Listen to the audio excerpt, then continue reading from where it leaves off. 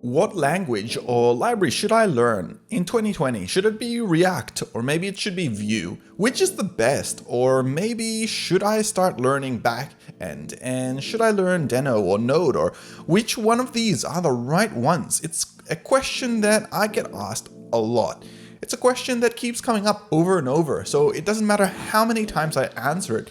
There isn't ever an end to these questions, and these questions are essentially endless because there is no correct answer to them. And every single situation, every single framework will be different depending on who you are, where you are, and what you want to do.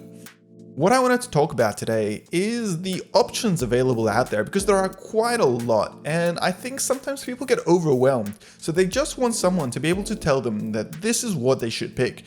This is the language which will carry them across the line and make it to the finish line, which is a lot of the times to get a job or to get an app or a business up and running. Now, unfortunately, there is no one answer. There is no one and all I can tell you that it's going to be, say, React or Angular. I can't say that, you need to keep on using Deno because Node is going to collapse. It's not a real answer because that isn't the answer. The answer doesn't exist. What ends up happening is that people are looking for these answers, but instead of that, they should just be focusing on learning. Now, what I mean by that is select something you're interested in. If you are doing programming, then it doesn't matter if you're jumping into React or Angular. It doesn't matter if you want to try out Vue. Just jump into one of them and start learning everything you can. That way, you're actually applying your skills, you're growing your skill set and improving in that. And for example, if you might not enjoy that, that's fine. Everyone doesn't enjoy every type of language. Everyone has their own preference. So if you find you're not enjoying a certain language, you can always jump ship and go to another one and try that out. And if you don't like that either, you can jump to a third or a fourth. It's actually great because there are so many options out there. You can really decide to do anything you want. And this is fine as well that if you found a language that you really enjoy, and it might be a niche language, one that doesn't really get utilized that often, it's perfectly fine to specialize in that language. There's nothing stopping you. Being in the most popular language isn't always a benefit, especially when you're applying for jobs. If you're in a popular language, say you're focusing in on React, which seems to be popular these days, you're just making your competition to apply for a job much more difficult because everyone else is going to be applying for that.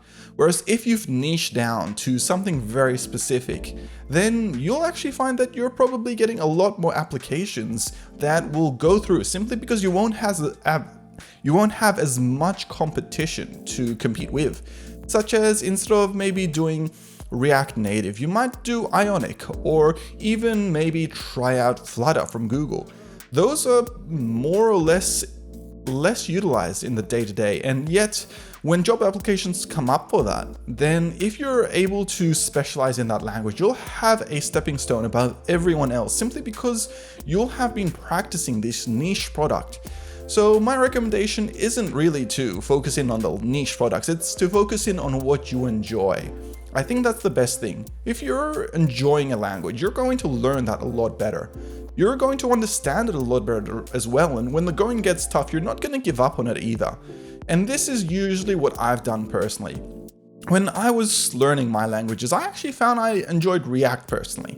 Now, I know that React is quite popular these days, but I jumped onto it as soon as it came out. This was 5 to 10 years ago. I can't actually remember how long, but it was really on before they even had class components. And I really enjoyed React. For me, it seemed to make sense, where I know that a lot of people jumping into React at that time couldn't grasp the concepts of how it was used.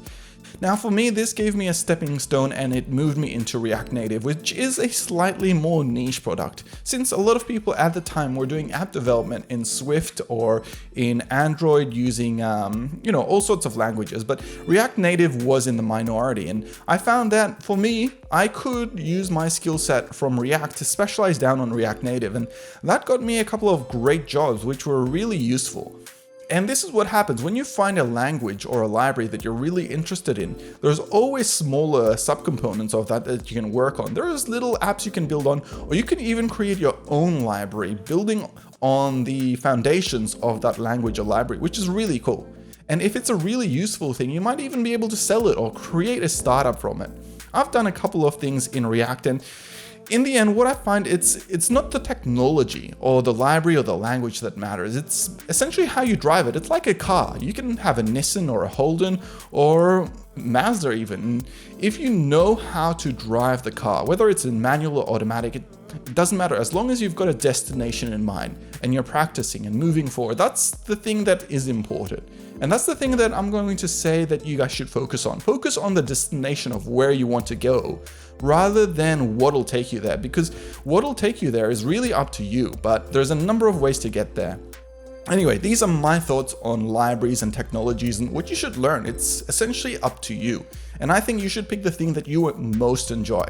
Anyway, I'm Adrian. I do videos around design and development. So if you do like this kind of content and you want to see more like it, hit like and subscribe, and I'll see you in the next one. Thank you.